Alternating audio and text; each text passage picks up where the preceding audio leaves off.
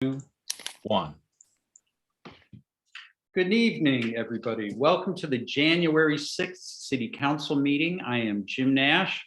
I am the City Council President, and I will be presiding this evening. This meeting and all participating on Zoom will be audio and video recorded.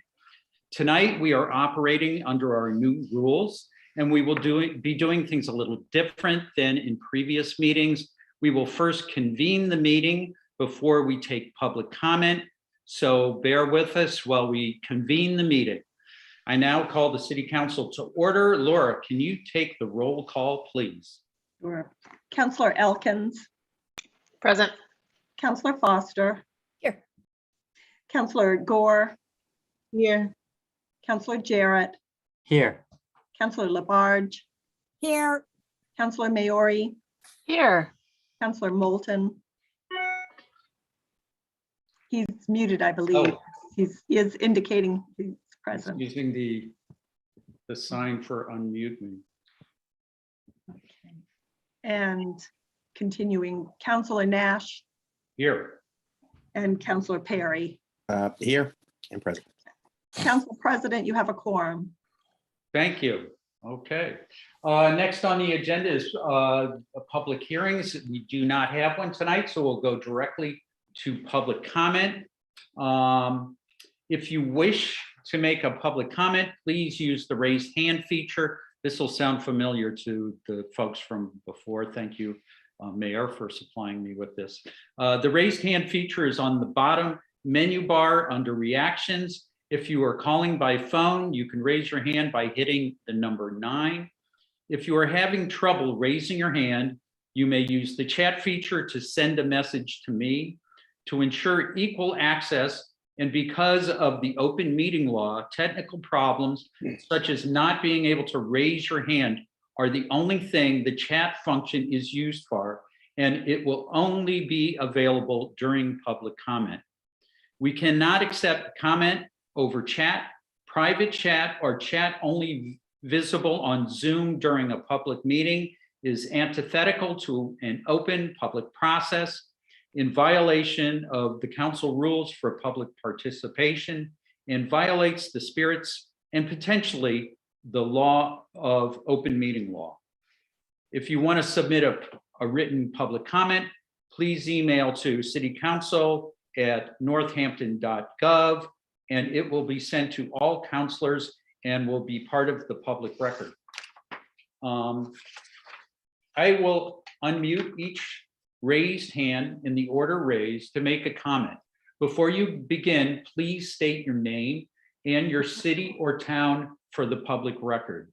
To ensure everyone has an equal opportunity to speak, the council limits comments to 2 minutes. That's a recent change rather than 3. You are in no way obligated to use the full 2 minutes, but if you do, after 2 minutes, I will ask you to please finish your sentence. According to the council rules, we do not respond during public comment as it is your time to speak. So while your comments should be directed to us, you will understand when we do not respond. Our rules also state that councilors and members of the public shall conduct themselves with civility and respect at all times. Your protected speech is a constitutional right and one that we will ask you to wield with consideration and respect for all, and with recognition that the public space that grants you the freedom is shared equally by everyone. Also, according to open meeting law, if someone is disrupting a meeting, they may be removed. You may speak on any topic. It doesn't need to be an item on the agenda. I ask that all but the council turn off your video until called upon. Only the person recognized has the floor, and all comments are to be directed to us, the City Council. The meeting can also be watched on channel 15 or by streaming on Northampton's open media, YouTube, and other platforms. Okay. It's a good practice run. It looks like we have one person who would like to speak. All right. hope I get this right. Here we go. Meg Hello. over there. Hi, Meg Bandera. I live in Northampton. Welcome, Meg. Thanks, Jim. Congratulations on your change in council you. position. So I would just like to thank all the members of the council who voted in December to approve the unpaved universally accessible trail. But I would very especially like to acknowledge Councilor Foster's efforts.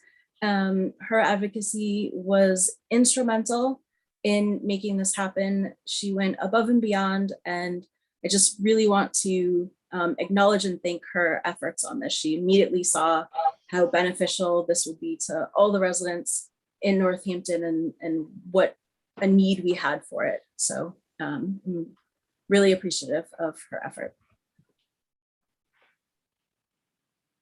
Thank you, Meg. I see no one else. Does anybody else see anybody out there? Okay. I think that's it. Okay. Next up, announcements from councilors and the mayor. So I would just like to start by saying that I've landed on committee appointments. I think I have a solid plan, and I will be sharing them with everybody first thing in the morning. I just want to sleep on it. So I find sleeping on things is a really good plan. So I thank you for your patience. I also thank everybody for taking the time to think thoughtfully about their preferences. I can say that everybody's going to get 2 of their first 3, and I also appreciate the range of interests that it really helped in committee assignments. That while there were a few committees where there was a lot of interest, there was a broad spectrum of interest in participating in many different ways, and I really appreciate that. So look for an email tomorrow morning around 9 o'clock. So that's my announcement. Are there any other announcements? Councilor Labarge. You're going to need to unmute. Sorry about that. No, that's okay. I just want to commend the Director of the Board of Health, Meredith O'Leary, and also the Board of Health. They had a meeting December 28th, and on their public session, which was a tremendous amount of people speaking. I heard like almost about 275 to 300 people. I want to thank them for opening up their public session and hearing all those voices, because I believe in that. And I know that some really hard decisions have to be made. And I know for a fact that they will make the decisions that are going to be right for our city and the safety of every mother, every father, every resident, every child here in the city of Northampton. So thank you all for all your hard work, and also all the volunteers who've been out there giving shots, helping people, directing them where to go and so forth. So thank you, Meredith, and thank you, the Board of Health. Thank you, Councilor Labarge. Councilor Foster. Councilor Labarge and I are on very similar tracks tonight. I wanted to take also a moment publicly to thank the Board of Health and Director Meredith O'Leary. I watched their most recent meeting on December 28th. It was a tough one.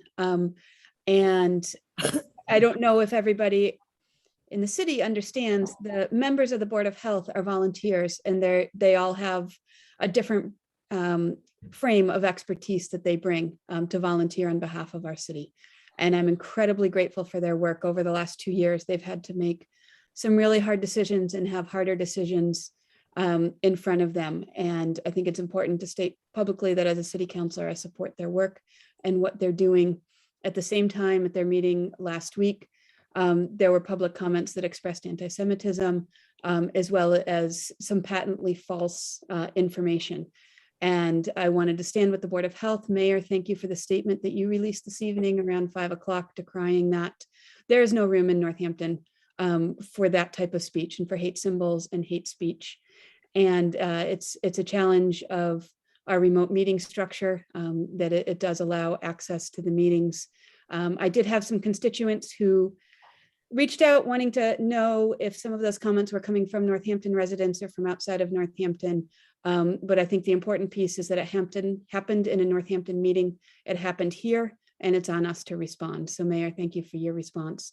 And I just want to add my voice to that as well. That can't happen in Northampton without a response from our leadership. Thank you. Thank you, Councillor. Councillor Maori. Yeah, I just, here we have this expression of democracy happening. And I just really want to acknowledge the January 6th anniversary that we have today of the insurrection last year, which, has fueled a lot. I find a connection between that and the flagrant anti-Semitic comments and misinformation we heard from some at that meeting that Councilor Foster and Councilor Labarge were referring to. It feeds this intimidation, environment of intimidation and fear, and kind of trying to shut people down. And that's where we're at. And today in the paper, our rep, Jim McGovern, was quoted as saying, the coup is ongoing. So even though we, January 6th, the Capitol was shut down, I think we have to really just acknowledge that this is an ongoing attack on voting rights. And really what I want to say is that I'm very proud of our city. I'm proud of the historic council and our present council for our support, and the mayor's office for our support of expanding and securing voting rights, vote 16, and immigrants being allowed to vote, and putting those home rule petitions in. So I'm proud of the way what we're doing to expand our democracy here and secure it. And I also commend our residents for their active participation in our city governance, for their public comments, and for getting out there and voting. And that's what is going to be the antidote for this, quote, ongoing coup and attack on our democracy. So anyway, thanks. Thank you, Councillor. Councillor Jarrett. Thank you, Councilors Maori, Foster, and Labarge for that. I wanted to also thank Mayor Sheriff for the stand that you took today in speaking out against anti-Semitism. I do think it's especially important to speak up when these incidents happen, because they have a hidden cost on the community, planting the seeds of division and fear. And, historically, Jewish people have been used as a scapegoat when those in power have felt threatened. And we see this used now as an attempt to divide and blame and confuse, and we will not fall for it. Thanks. Thank you, Councillor. Councillor Moulton. Thank you. I too want to stand with the four councillors who spoke before me, as well as the mayor. I commend the Board of Health, the health director, for all the work they've done during the past 2 years.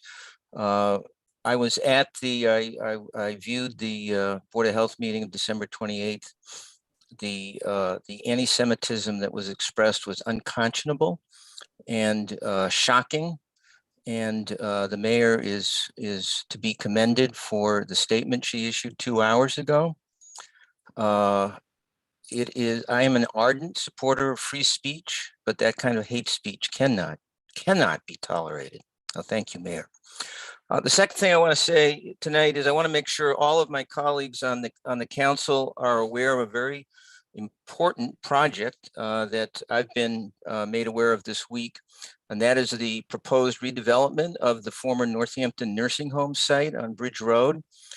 This site has been vacant, unused now for more than a decade. Valley CDC is in the final stages of negotiating the purchase of that property and hopes to redevelop it for 60 units of affordable housing. It will be a long process that will cover a couple of years. It will commence the first public discussion, formal public discussion will be at the Housing Partnership meeting Monday at 5 o'clock, at 5:30. That meeting will be held remotely via Zoom. So I wanted to make all of my council colleagues aware of this project, as well as people in our viewing and listening audience tonight. If you want to get involved early, the Housing Partnership, 5:30 Monday is the place to start. Thank you. Thank you, Counselor. Anybody else?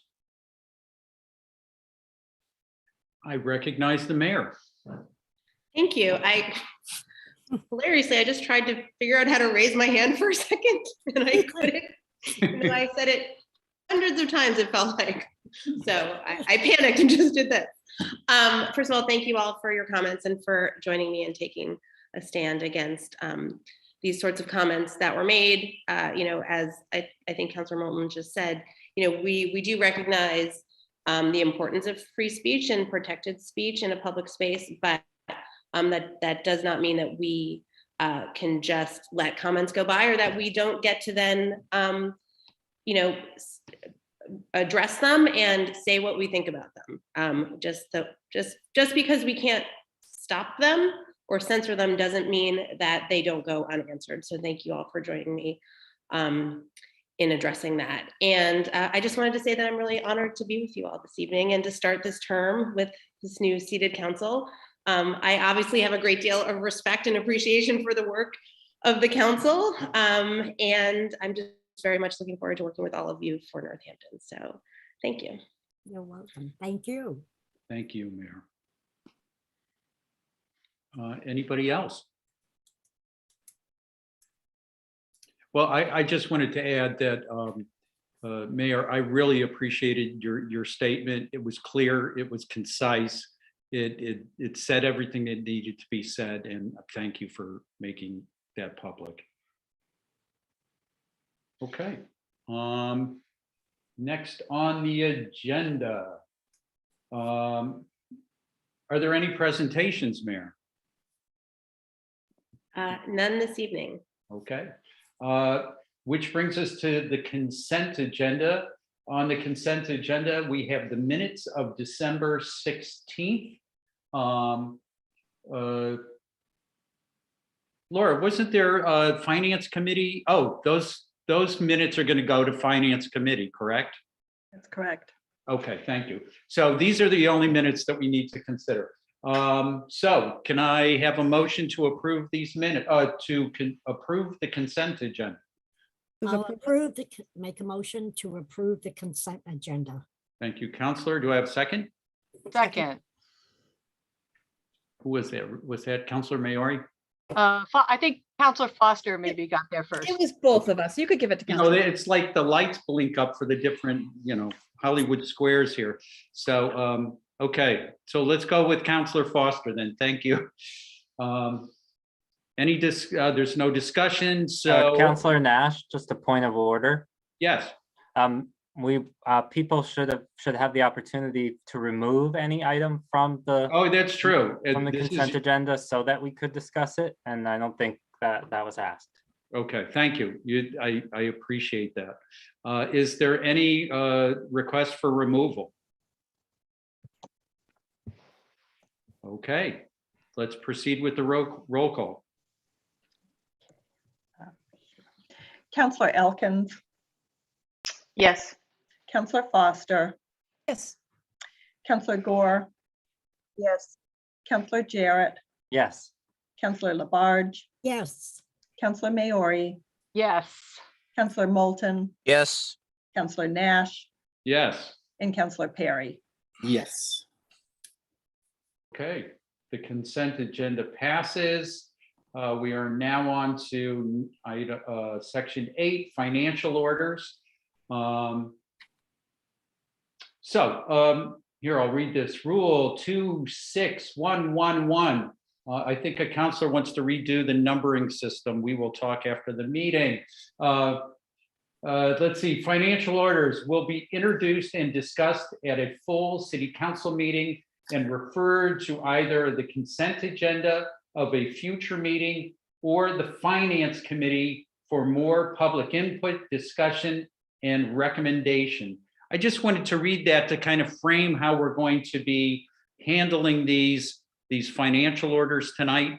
And also just say that we're operating under some new rules here, and that some latitude on, I think it's good for us to kind of get in the weeds and discuss how we're going to do these referrals with these seemingly straightforward financial orders. So anyway, let's get to the top. Item A under financial orders is 22.006. In order to authorize the fire department to accept gifts of tangible personal property. Interesting, it still says first reading. Okay. Upon recommendation of the mayor, 22.006, in order to authorize fire department to accept gifts of tangible personal property. Whereas the Northampton Fire Department receives numerous gifts of tangible personal property each year, and whereas Massachusetts General Law, Chapter 44, Section 53A, 1.5 provides that acceptance of gifts of tangible personal property requires a vote of the city council and approval of the mayor. And whereas many of the gifts received by the Northampton Fire Department are of relatively low market value, whereas it is in the best interest of the fire department and the city to streamline the process by which gifts up to a certain value may be accepted and placed into service for the fire department in community. Now, therefore, it be ordered, the city council hereby authorizes the fire chief to accept gifts of tangible personal property with a fair market value of $5,000 or less from the federal government, a charitable foundation, a private corporation, or similar statutory entity, individual, or from the Commonwealth or any political subdivision thereof. The fire chief shall use such gifts for the restricted purpose provided by the donor, or if no restrictions is attached to the gift, for such other purposes as the chief deems advisable. Mayor, you are here to speak to this along with Finance Director Nardi. You have the floor. Yes, thank you, Council President. Yes, Finance Director Nardi and I are happy to talk about these financial orders. So this first one, some of the returning counselors will maybe remember that we have done this for other departments. So this provision, provided in 4453A.5, the council has voted on for other departments like the police department, senior center, parks and rec. And this is really just to allow them to receive gifts, up to $5,000 without going through this process. Some departments receive more gifts than others.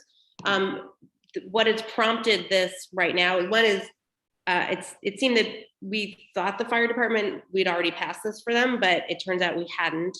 And someone has offered to give them a washer dryer set. And so to receive that gift, we're coming to the council, but we are asking if going forward they can receive gifts without going through that process.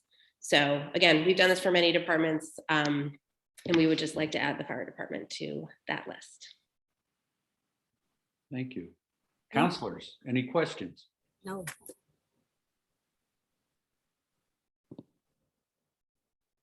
I have a question. So a washer dryer, that seems reasonable. Are there examples of other gifts that might typify, what would be expected?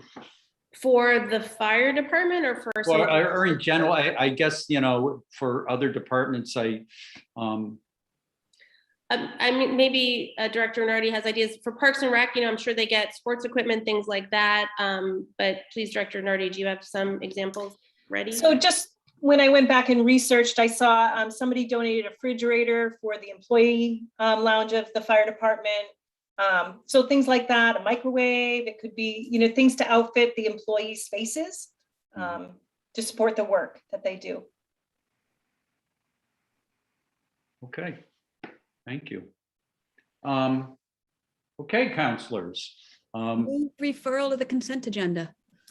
Second. Okay. Motion by Counselor Foster, seconded by Counselor Jarrett. Any discussion? Okay. Laura, a roll call on sending this to the consent agenda for next meeting. Counselor Foster, Yes. Counselor Gore, Yes.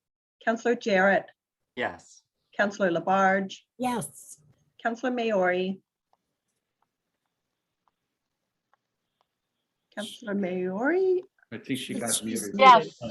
okay, Counselor Moulton, Yes. Counselor Nash, Yes. Counselor Perry, Yes. and Counselor Elkins. Yes. Okay, thank you. Next. Okay, next on the agenda, item 22007, in order to reprogram funds for central services projects. First reading. In City Council, January 6, 2022, upon the recommendation of Mayor Shara, 22007, in order to reprogram funds for central services projects, ordered that $3,715 remaining in the central services senior center space design, I'm not going to read that long number, be reprogrammed and added to the CSFD cooling condensers account.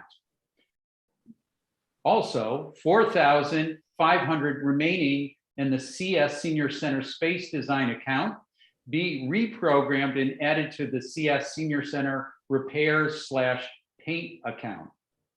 $3,266 remaining in the Forbes HVAC account be transferred to Forbes HVAC account.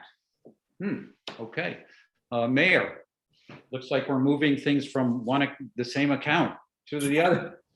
Yeah, so this is another example of something that you'll see very often, counselors. So for the first two items, these are remaining funds from the senior center space design that can be reprogrammed to different needs.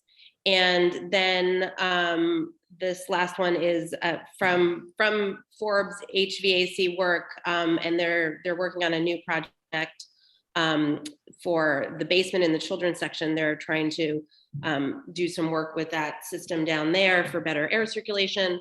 So those funds can just kind of move, that had been for this other HVAC work, can be transferred now to do that work in the children's section. So that's you'll see these kind of reprogramming, moving unspent funds into other projects fairly often. Thank you. Counselors, any questions? Yes. Counselor Labarge. Yes. Mayor, could you possibly explain the senior center space design? Since we have new counselors, if you could tell them exactly what that involves. Sure, I'll lean on Director Nardi a bit, who may know more about this. I know that there was some work that was done in the senior center, particularly during the pandemic when it was closed, to and correct me if I'm wrong, Director Nardi, but the counter was changed a bit to make it more sort of user friendly. I know there was some work, some painting work, just some sort of more cosmetic things and some more substantial work that was done just to make the space more welcoming and friendly for the members of the senior center.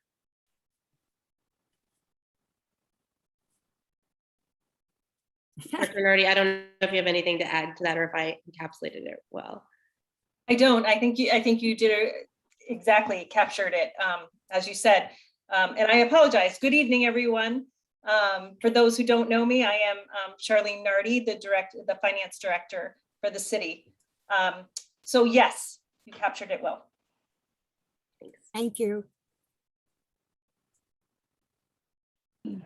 Finance Director Nardi, forgive me for not introducing you. It didn't dawn on me that, there are some newer counselors here who may not know who you are, so. I also should have taken it upon myself to introduce you all to your finance director, Charlene Nardi, who is wonderful and is already a joy to work with this week. Excellent. Any other questions about this order? Okay, thoughts on what to do with this? Counselor Jarrett. I move to refer to the consent agenda, the I'll next meeting. second that. Okay, move to refer to consent agenda made by Counselor Jarrett, seconded by Counselor Labarge. Any discussion? Counselor Foster. Just two points of order. I won't qualify whether or not they're important. When items are referred to the consent agenda, just a point of order, Councilor Jarrett had mentioned earlier, if a question or something comes up in the 2 weeks between now and the next meeting, a counselor could request that come off the consent agenda for further discussion if that needs to happen. So I just wanted to say that this isn't your only chance to ask a question about it. And then the other, Councilor Nash, with reading the financial orders, we did discuss in the Rules Committee, as Council President, you can proceed as you wish. It's not in our council rules that they need to be read aloud. So that's a discretionary choice that you have. Thank you. And for my first, the meeting that I'm presiding, I'm just gonna do it the old way and then edit as I go. It's kind of nice to hear it, honestly. Yeah, so I'm glad you are. Okay. Yeah, there are a few where it gets quite long and, so, okay. I just want to say in the bigger picture, yes, that these do go on the consent agenda for the next meeting, and counselors can ask for them to be removed and further discussed. But I think this process is working pretty well. So any more discussion? Okay, Laura, can we have a roll call on the referral to the consent agenda? Sure. Counselor Gore, Yes. Counselor Jarrett, Yes. Counselor Labarge, Yes. Counselor Maori, Yes. Counselor Moulton, Yes. Counselor Nash, Yes. Counselor Perry, Yes. Counselor Elkins, Yes. and Counselor Foster. Yes. Okay, great.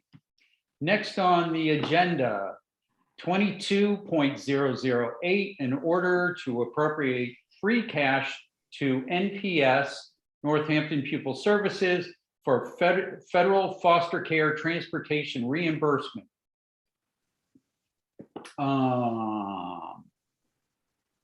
In City Council, January 6, 2022, upon the recommendation of the mayor, in order to appropriate free cash to NPS for federal foster care transportation reimbursement, ordered that $15,146 be appropriated from the FY22 general fund undesignated fund balance free cash to Northampton Public Schools to provide the schools with reimbursement from the Commonwealth, which was received by the city in FY 2021 for the transportation of foster students in FY 2020. Mayor, would you like to speak to this? Sure. So this, again, this and the next financial order are ones you're going to see every year. You're going to see them early on. It's going to be one of the first things you do in the year. And so the cost for transporting students who are in foster care gets reimbursed by the state to the city. So these funds were received in the prior year. They get deposited into our general fund, which they then get closed out and they become part of free cash. We'll talk more about free cash a little bit later. And in Northampton, we choose to then transfer those funds to the school for their use, and they will then use these funds for transporting students that are in foster care in FY 2022. So again, you'll see this every year, and it's our way of taking these funds that we get reimbursed for and getting them back to NPS. Okay. And counselors, any questions? Counselor Labarge. Yes. Mayor, do you know how many foster children that we do and are involved in this order? Councilor Labarge, I'm smiling because I anticipated not only that someone would ask this question, but that you would ask. And so I actually had asked late in the afternoon, I asked the Finance Director Nardi if she knew, and we don't know. She can speak to this. We don't have that number, that level of detail. It doesn't get delivered to us, but we'd already decided we were going to find out that information.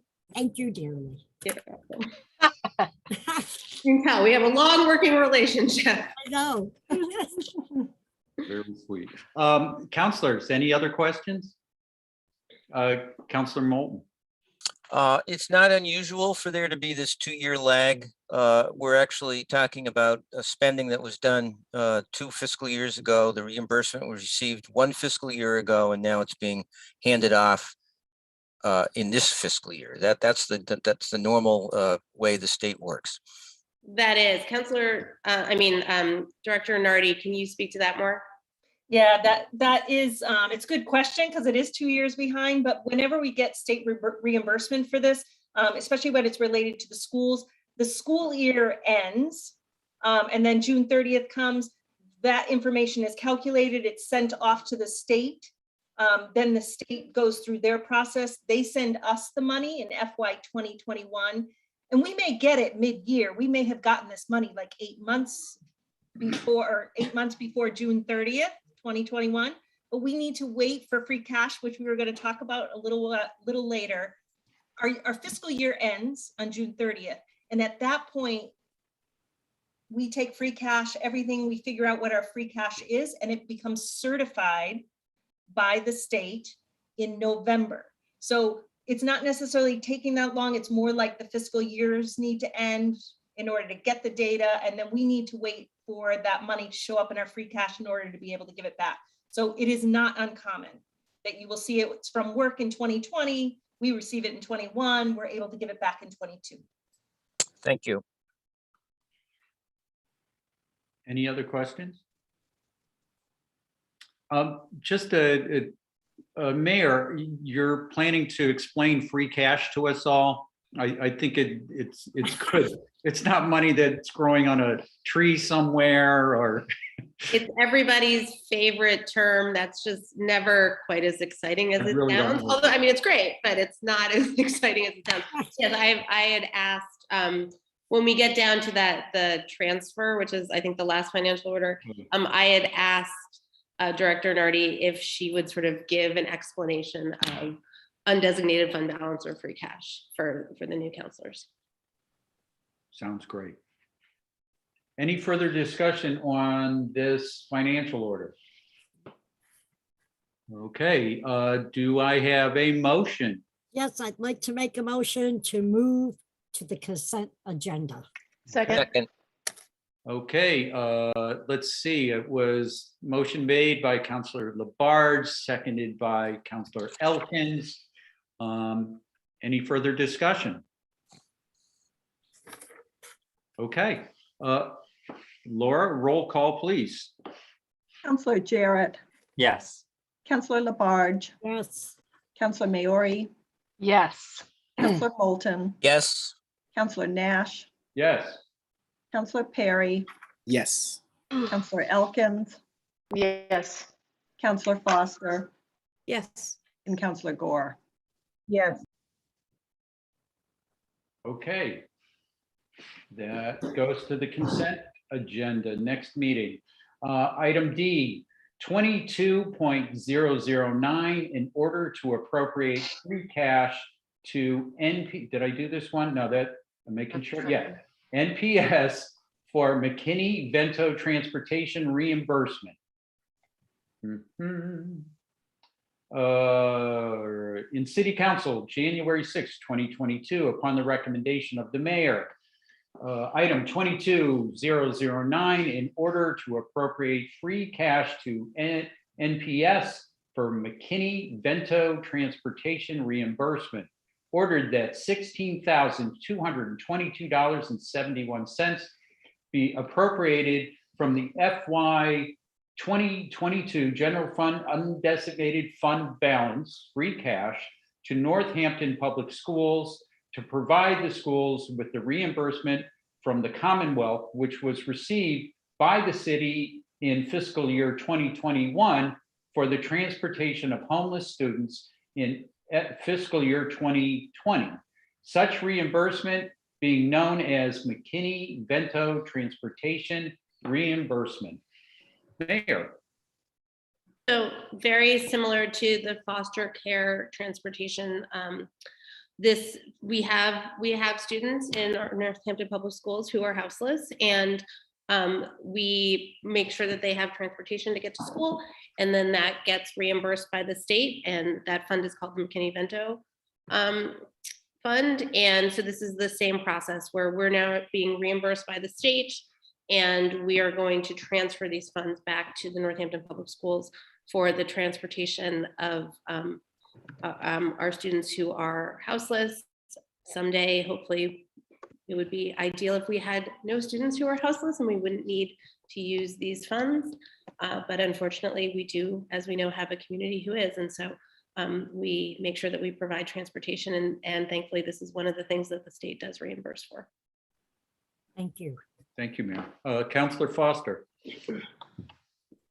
Curious, Mayor, is that, so does the transportation then follow the student? So if maybe they're staying in one neighborhood for a week or two and then they end up in a different neighborhood, the transportation follows so that they can remain in their zone school? Is that kind of how that's working? That's an excellent question that I don't know the answer to. I probably, the superintendent would be the best person for me to ask about that. I would imagine so, but we can find out that answer and let you know. I wish I'd thought to ask before the meeting. Thanks, Mayor, but I would love to know. Sure. Any other questions? Okay, do I have a motion? I'd Move move that to we- move this to the consent agenda. Second, Okay, motion made by Counselor Elkins, seconded by Counselor Moulton. Any discussion about referral?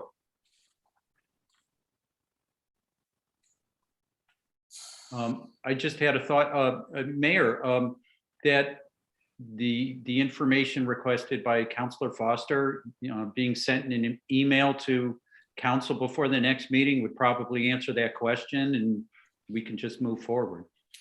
Absolutely. Actually, Director Nardi and I discussed if there were questions, what this process would look like. And we thought it would be best if we got the answer and sent it via email to Laura, who can then give it to the council, the full council. That way, you wouldn't have to pull it off the consent agenda unless you wanted to for further discussion. Okay, excellent.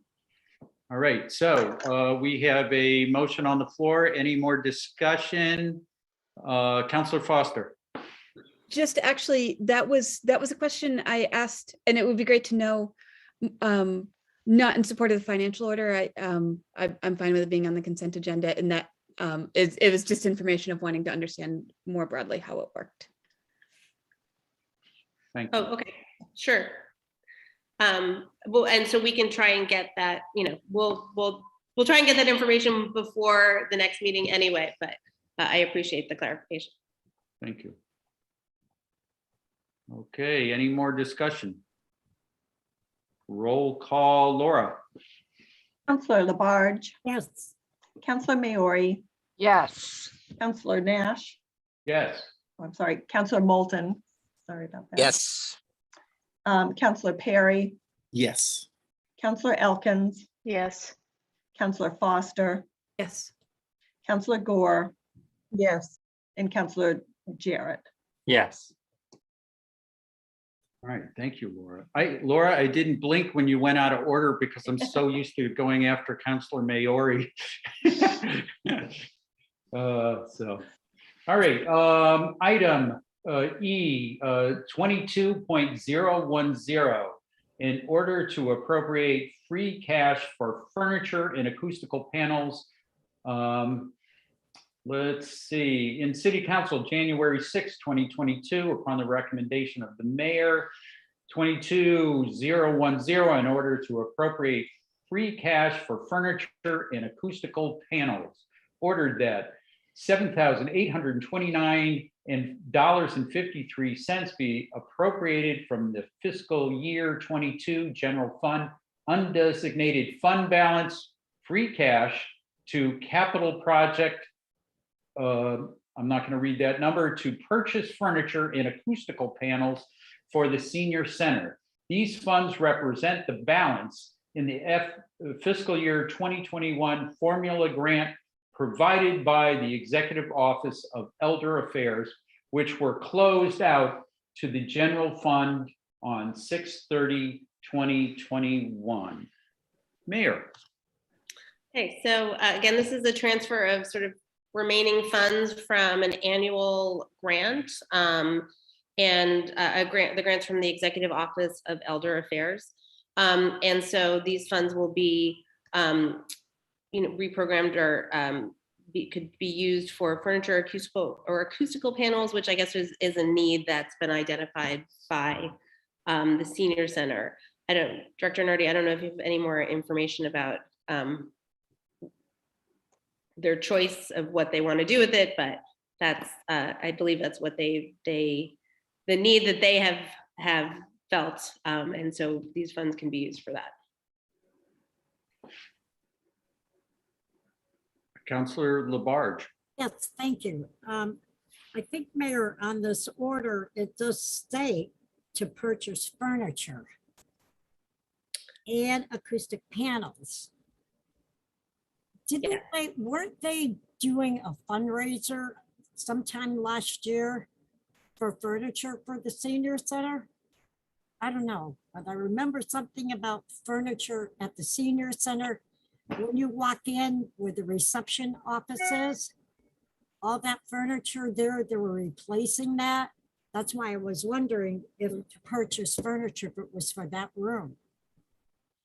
Director Nardi, do you know? So I'm sorry, I don't know exactly what room that they're purchasing additional furniture. You're right, they have purchased other furniture, but I know that they had this grant and they had this, the money was actually left over. And like we talked about before, at the end of the year, when you haven't expended money, it gets flushed off to the general fund, which then closes out and then becomes part of our free cash. So this is actually a grant that the director has asked, would this be eligible to purchase furniture and acoustical panels, as Mayor Shara said, that is needed. So, you know exactly where it would be. I mean, I could find out what room she's thinking about, but honestly, I don't know. That's okay, Shardine, because it says to purchase furniture. But I do know there was some form of a fundraiser going on about furniture. I remember that directly. So, because you figure they had 2 rooms of furniture, definitely desperately to, to get new furniture on that. And some other areas at the seniors. So that's why I was questioning about the furniture, because I was wondering how they made out with the fundraising on that. Yeah, I'm not aware of the fundraiser, but apparently that central room is very loud. So The request for acoustical tile is to help dampen that sound and have it be less echoey, kind of like the room I'm in right now. I think some of that furniture is ready to be updated. So I think it may also be for that lobby. I agree with that. Thank you, Mayor. Okay, any other questions?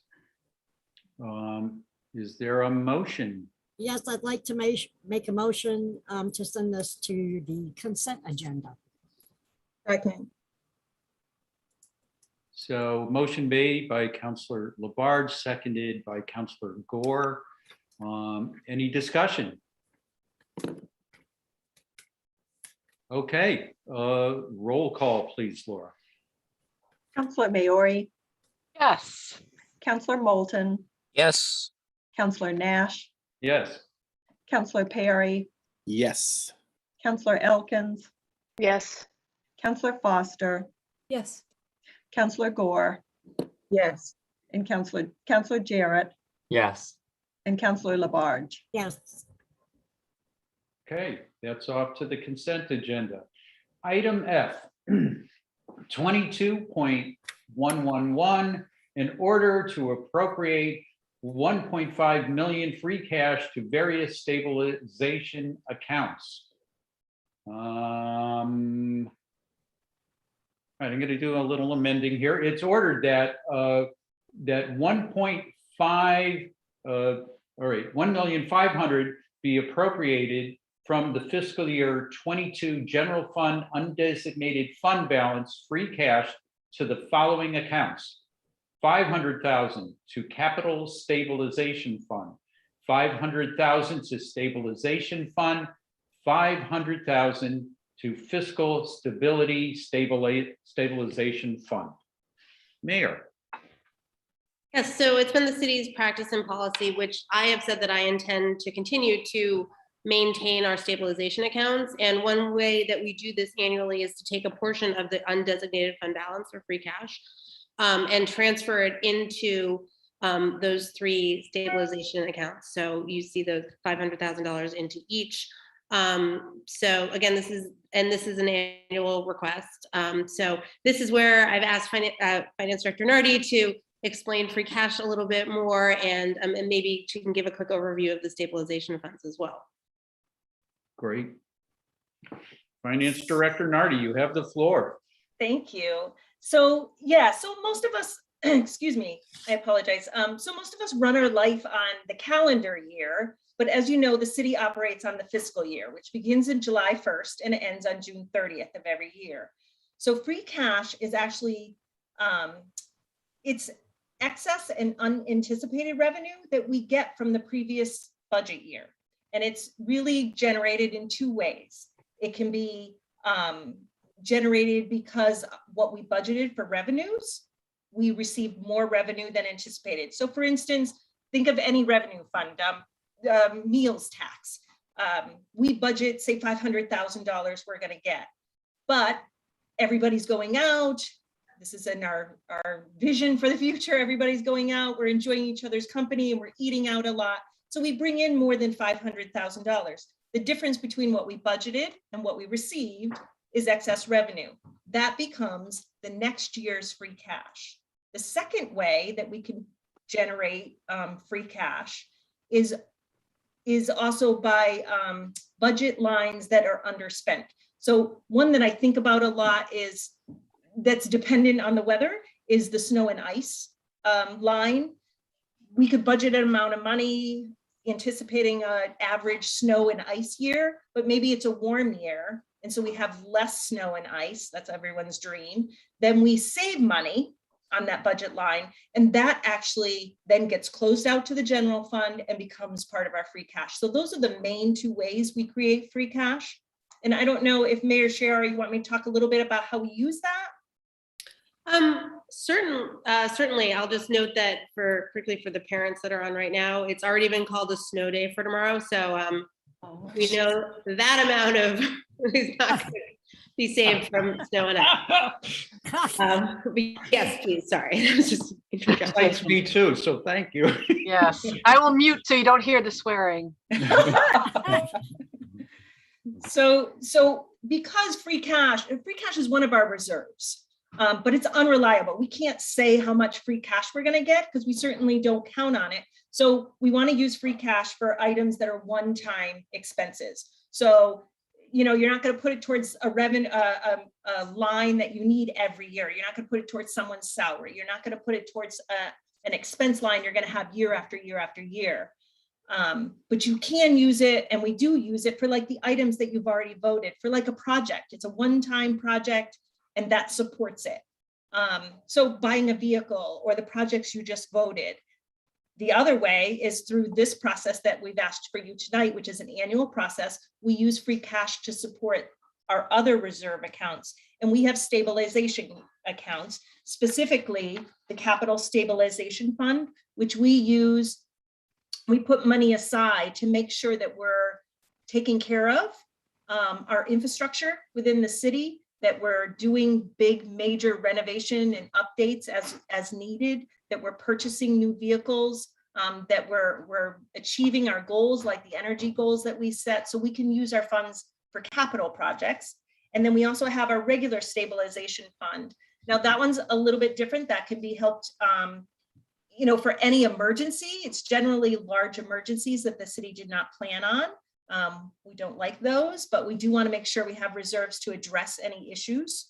And then the final one, which Mayor Shara talked about in her speech, was the Fiscal Stabilization Fund, which is where we want to make sure that the city is able to maintain its activities and its programs and its care of the city on an annual an annual basis every year, without asking the taxpayers to with an override, or it just allows us to continue the general operating budget. And one other thing I'll just note about the stabilization funds is another thing that is important about them is that they help our bond rating. So one of the things that is looked for is that you have these reserve accounts, and so that these reserve accounts are one of the main reasons that we have the highest bond rating. And that's not just so that we can like pat ourselves on the shoulder and say, great job, we have the highest bond rating. That has an actual positive effect, in that we can now borrow for projects at a much lower interest rate. So that has real significant cost savings for the city as well. Councillor Jarrett, I saw your hand.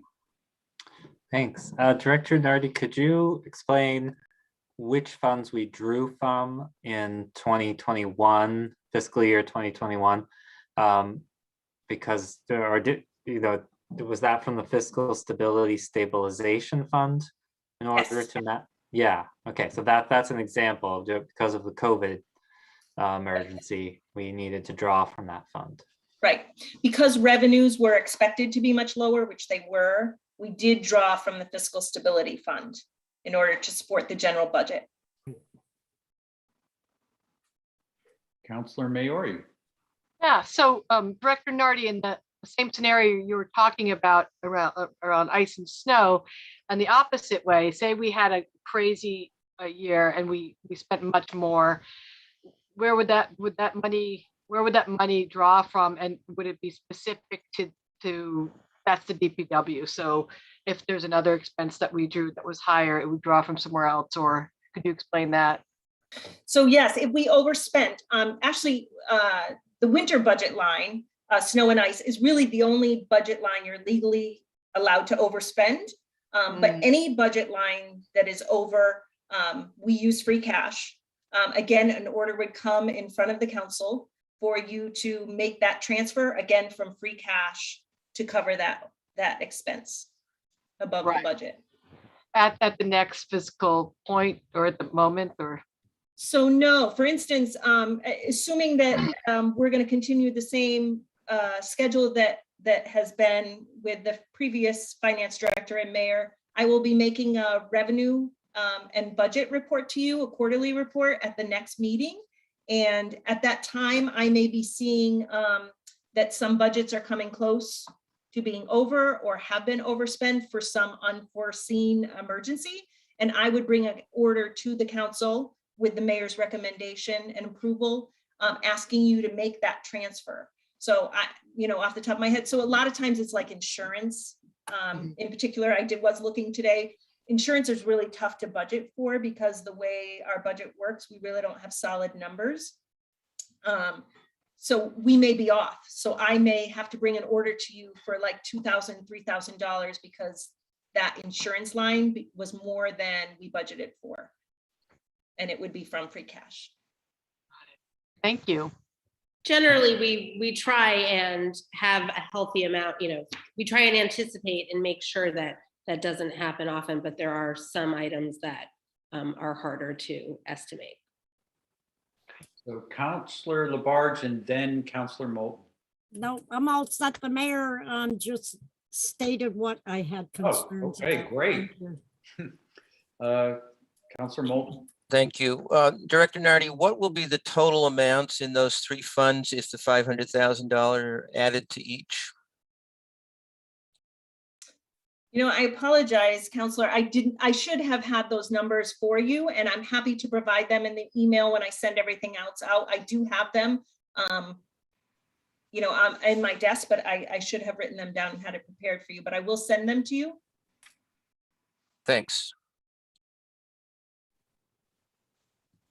Okay. Any other? We still have this item on the floor. I'll make a motion to send it to the consent agenda then. A second. Okay, motion made by Counselor Perry, seconded by Counselor Moulton. Any discussion on sending this to the consent agenda?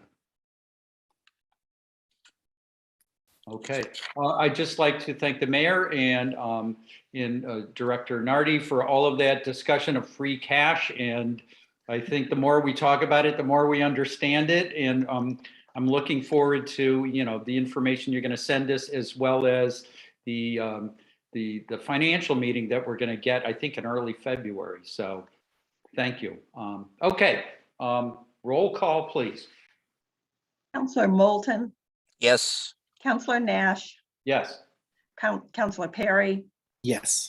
Counselor Elkins, Yes. Counselor Foster, Yes. Counselor Gore, Yes. Counselor Jarrett, Yes. Counselor Labarge, Yes. and Counselor Maori. Yes. Okay. So all of those items have been moved to the consent agenda, and this system is interesting and it seems to be working. Okay, nice work, Rules Committee. Now we move down to item number 11, ordinances not yet referred. The Rule 5.2.3 provides that no ordinance shall be voted on by the City Council until it has been considered by the Committee on Legislative Matters. So that is what we'll be using as our framework here. I would even add to that that these are orders to consider referring to legislative matters, but we can refer them to other committees as well. So, item 22.003, an ordinance relative to parking areas reserved for municipal use. All right, let's see what this looks like. I am not going to read all of this.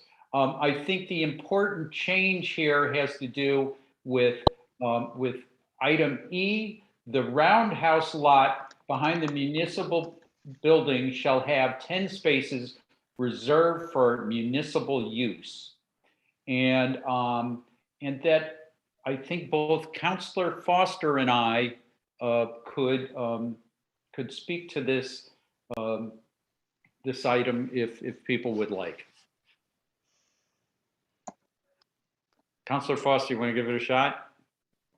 Well, I'm wondering if we need to, given that it's going to be referred to legislative matters. I'm happy to give a quick overview. I'm just trying Well, to you know, remember. you raised one of the questions that came up in a discussion with Laura, that, that per the new rules, that we are putting, we're deciding on referral, and to properly refer something, I think we need to discuss it just a bit first, and that, that's my thinking on it. That makes sense. I can give the quick down low. This was a recommendation that came out of the Transportation and Parking Commission. And the idea, there are parking spaces that are needed for municipal use, but they're only needed during the daytime. And so this ordinance would reserve 10 spaces for daytime municipal use, but then after 6 o'clock, they'd be available to the general public. That was a great summary. Thank you, Counselor. Okay, any discussion on, further discussion on, we need a motion here. Counselor Jarrett.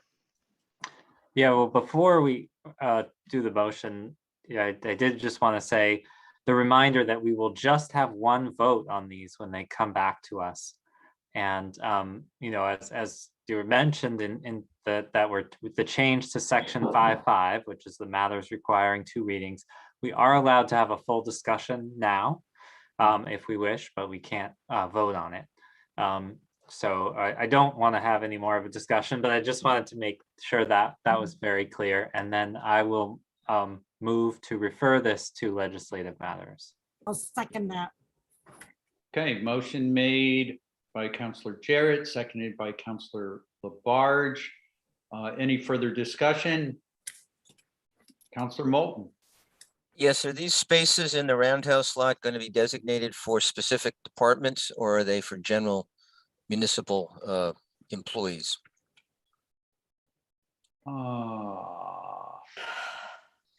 think it's, I don't know the specific departments. I think it Yeah. relates to the departments that are housed in the building right there. So, isn't it for central service also? Well, there's Counselor central Nash? services and building department, and Counselor Moulton, I can't remember the specifics. When it comes back from legislative matters or before, I can look through the minutes of the TPC where we discussed this, but I don't actually remember discussing it for specific departments. Do you, Counselor Nash? I don't remember. But we could find that out. We will find out. Thank you. If you look at, Counselor Labarge. thank you, Counselor Nash. If you look at location of reserved spaces, number C, A, the first parking space on Cross Avenue closest to Main Street shall be reserved for the use of Central Service Department. So it does say that. There shall be 4 spaces reserved for the building department, use located adjunct to the municipal building. So it is explaining on this movement of municipal use. But I think, Karen, Yes, give me a minute. I'm going to speed read. I have the minutes from TPC, so I could talk Oh, so amongst keep yourselves. talking? Okay. Yeah, talk, buy me some time here. and Well, I believe this was, this change was needed with the recent work on the roundhouse lot. And so that's all I got. Oh, okay. So Nancy Forrestal, who is in charge of the parking, explained that this ordinance is intended to codify what is currently happening. The minutes don't give a lot of detail, but it's already happening where those spaces are set aside for municipal use. And this ordinance will, instead of those spaces being municipal use all the time, this ordinance will allow them to be open for public use after 6 o'clock, right. which is in that evening time when there's a crunch for parking. Nice job, Counselor Foster. It's right on the ordinance. I mean, on this ordinance. Well, I think what's on here, Counselor Labarge, is relating to existing designations, but this roundhouse addition, I think it's 10 spaces, but it's not saying which department they'll be used for. Right, but. I And you think- may be right that it may be used for these other departments, but it's not clear which department. No, but I think Counselor Karen Foster just explained about how it will be used at 6 o'clock at night, and this is how it was explaining that. Whatever. Okay. All right, I'm confused as to where we are. There's a motion. Do we have a motion on the floor? Do I have that right? Okay. Laura, roll call. Counselor Nash, Yes. Counselor Perry, Yes. Counselor Elkins, Yes. Counselor Foster, Yes. Counselor Gore, Yes. Counselor Jarrett, Yes. Counselor Labarge, Yes, Counselor Maori, Yes. and Counselor Moulton. Yes. Okay. Referred to legislative matters. Item B 22.004, an ordinance relative to prohibited U-turn. This is so where this is, North Elm Street on Route 9, direction of travel northwest at intersection of Elm Street. This is the intersection at Northampton High School where confusing that we have two streets that virtually have the same name, North Elm and Elm Street intersect, and that this is the first of what I'm expecting is several steps to look at the traffic patterns around the high school following the recent fatality there.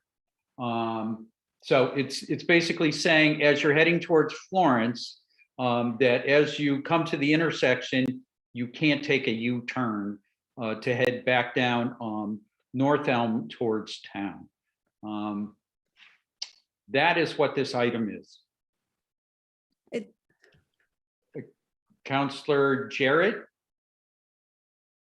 Thank you. So I just sent Laura the link to the map of this area Oh, thank you. in the chat, Laura. I don't know if you see that, but one of the requests that I think I made the last time this came up is that on the TPC agendas, there's usually a map in addition to the ordinance, and it'd be great if those also followed along to the council so that we were able to see the maps as well as the text. You know, I actually looked at the TPC agenda and didn't see a map associated with this one. I did have a map for the next order, but maybe I must have missed it apparently. Great. So if anyone wants to see that map, we could look at it. Yeah, thank you, Counselor. So that, pull it up, Laura.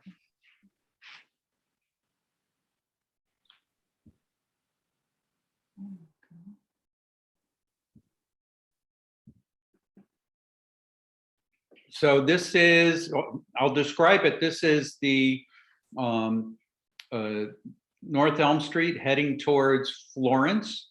And the high school is to the left. Child's Park is to the right. And this is at the main crosswalk at the high school. A lot of students travel across this crosswalk. Parents will drop off students on the right-hand side of the roadway here, and students they'll get picked up on the right-hand side. So there's a lot of travel in that crosswalk, and having confusing travel, cars moving in irregular ways like making U-turns is dangerous. Counselor Foster. Oh, good. Now I got that screen back. Okay. Yeah, what happens is that map, when Woodlawn comes into North Elm there, left turns off Woodlawn are prohibited. So what happens is people will take a right there, and then their first opportunity to go the actual direction they meant to go is right in front of the high school, which has people take a turn right across that crosswalk.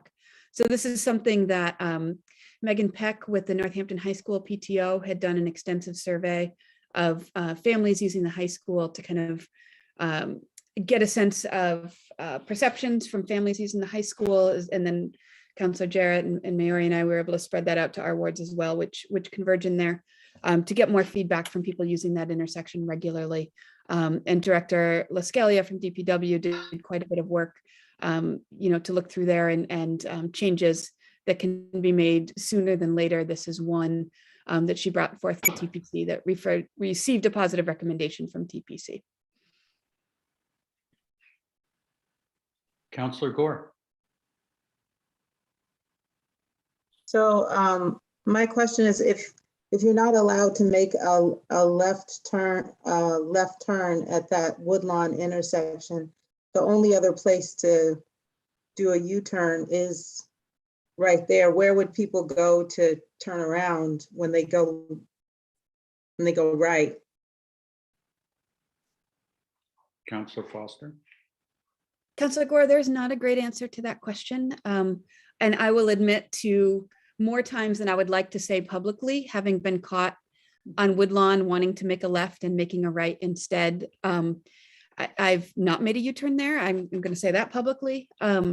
But cars can, there's not a great answer to that question. One recommendation I made to DPW is perhaps some additional signage on the other end of Woodlawn to let cars know that when they come down to North Elm, they won't be able to make a left at the end of the street. So that's something that we are going to need to look into, because you're right, it can end up, I don't know if you're right here, but your point is it can end up pushing those kinds of turns deeper into the neighborhoods. Or, we might be looking at looping around. If you go down into Bay State, there's ways to loop around the block.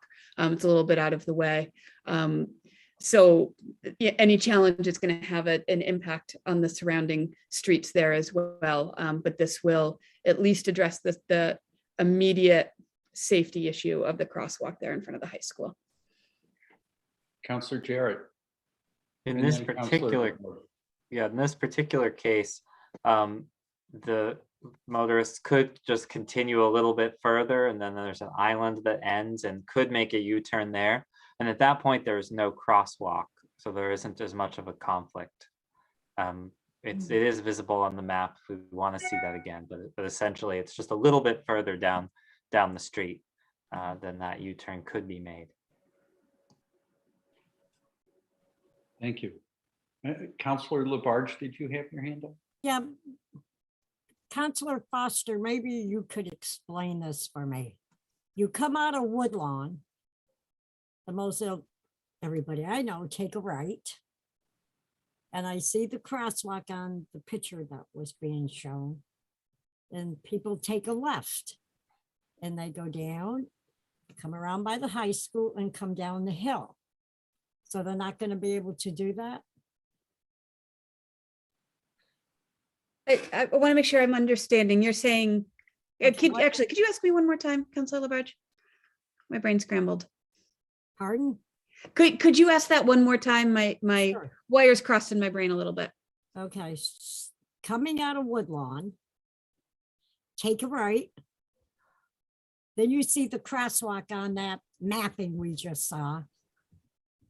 Where where our youths do cross. I've seen that. And I know people that take that left and come around and you go down the hill. Because you see that auto body shop down on the bottom. Okay, now do you know where I'm talking about? So I do. The crosswalk, take a left, come around by the high school and come down. Can people still do that? They can still make that left. Yes, they can. They just can't make a U-turn to Okay. reverse direction right there on Route 9. That explains it. Thank you. Okay, any more discussion on this?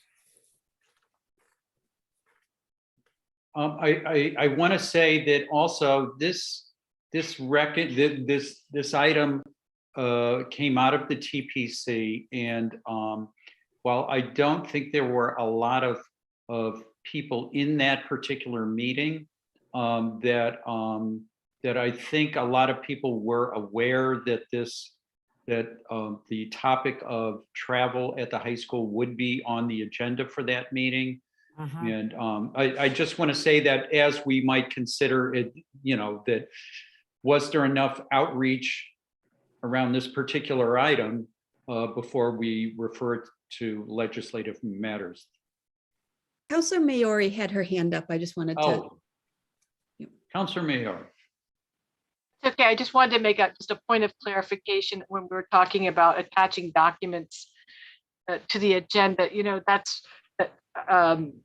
has to be done by the committees or the commissions or the mayor's office, whoever's submitting the material. That I just want to clarify that that's not really our admin's job to go and find materials to attach. So just in general, if we would like to see materials attached to the council, we're going to have to engage the committees and commissions and the mayor's office. That's all. Yep. Thank you, Counselor. Okay, well, I will entertain a motion. Counselor Foster has. One more. Okay. I missed your waiting. hand there. You had brought up the idea of outreach as we're trying to choose which committee or committees to refer to. There was, I want to say around 400 responses to that PTO survey. And the information about that TPC meeting had been shared really broadly. There had been, I believe there was a robocall. It went out to the PTO, to high schools. I'd sent it out to Ward 2 as well. And I believe Ward 5, Councilor Jarrett, I believe it went out there. So information about that meeting was shared really broadly, that a lot of people knew that would be a discussion. Thank you. Councilor Gore. Can I ask, if this is referred to the legislative matters, what happens? I'm just don't know what happens after that. That's a great question. So legislative matters will review it.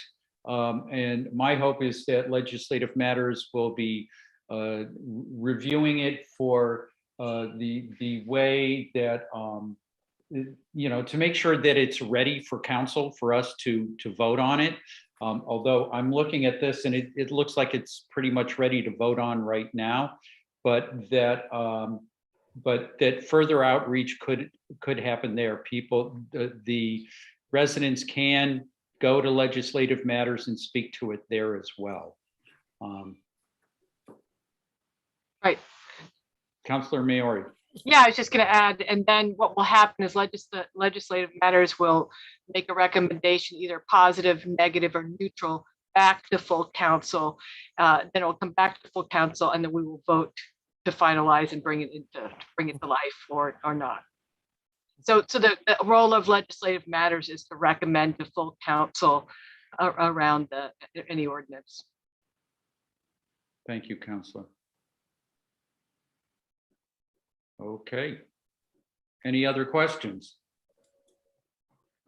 Somebody want to make a motion on referral here? I move that we refer to legislative matters. Okay. Second. Second. So motion made by Councilor Moulton, seconded by Councilor Labarge. Any more discussion? Seems like we discuss and then we discuss some more. Okay, Laura, roll call, please. Counselor Perry, Yes. Counselor Elkins, Yes. Counselor Foster, Yes. Counselor Gore, Yes. Counselor Jarrett, Yes. Counselor Labarge, Yes. Counselor Maori, Yes. Counselor Moulton, Yes, and Counselor Nash. Yes. Okay, refer to legislative matters. Item 22.005, an ordinance relative to off-street service areas. This is for a parking area, which an area right behind Thorns, which people are very familiar with. It's that back entrance. It's by the, where there used to be a wine bar there. It brings you in the back way into Thorns. And it's been a commercial drop-off zone for many, many years. And this ordinance is to codify that the area for on the screen, you can see here the proposed loading zone, to officially make that a place where vehicles can pull up and drop off items for the shops within Thorns. And I believe anybody who's doing a commercial drop off there can use that space as well. It doesn't have to be just for Thorns. That there is within the plan here, there is space that's marked off by bollards for people to walk. So that there is a safe access around the area where the trucks won't be going, and that the parking commissioner has done a lot of work on discussing this with Thorns and with the businesses in there to come to this this proposal. And this came out of TPC with a positive recommendation. Great. Any questions? Councilor Moulton.